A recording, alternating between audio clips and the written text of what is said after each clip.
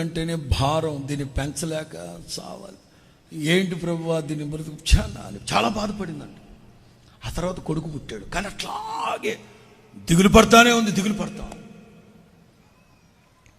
But one thing, ఆ సహోదరికి పెళ్ళైన 5 సంవత్సరాలకి భర్త చచ్చిపోయాడు. పెళ్ళైన 5 సంవత్సరాలకి భర్త చచ్చిపోయాడు. ఇక ఈవిడ మిషన్ తొక్కి తొక్కి తొక్కి తొక్కి కాలంతా జారిపోయింది. గమ్మత్తేంటో చెప్పనా, నేను ఆవిడ చెప్పిన మాటలే చెప్తున్నా. ఇవాళ ఆవిడికి పాపం ఒక 2-3 మరణకరమైన వ్యాధులు వచ్చే పాప మా తల్లికి, సహోదరికి. కానీ కొడుకు డిగ్రీ ఏదో చదువుతున్నాడట, ఇంటర్మీడియట్ ఏదో. ఆ తల్లి చెప్పింది, ఇవాళ నా బిడ్డ ఆ చిన్న ఉద్యోగం చేయబట్టే నేను పోషింపబడుతున్నాను. నా కొడుకు చదువుతున్నాడు, నేనా మిషన్ కొట్టకూడదు.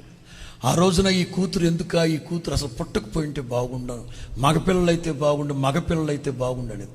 ఈరోజు నా బిడ్డే నన్ను పోషిస్తూ ఉంది, నా కొడుకుని పోషిస్తూ ఉంది. అందుకే చెప్తున్నా, ఆడపిల్లైనా మగపిల్లైనా దేవుడిచ్చిన వరం. వివక్ష చూపొద్దు, పక్షపాతం చూపొద్దు. ఆడపిల్లైనా మగపిల్లైనా. ఇక్కడ ఏమంటున్నారు, 7 కుమారుల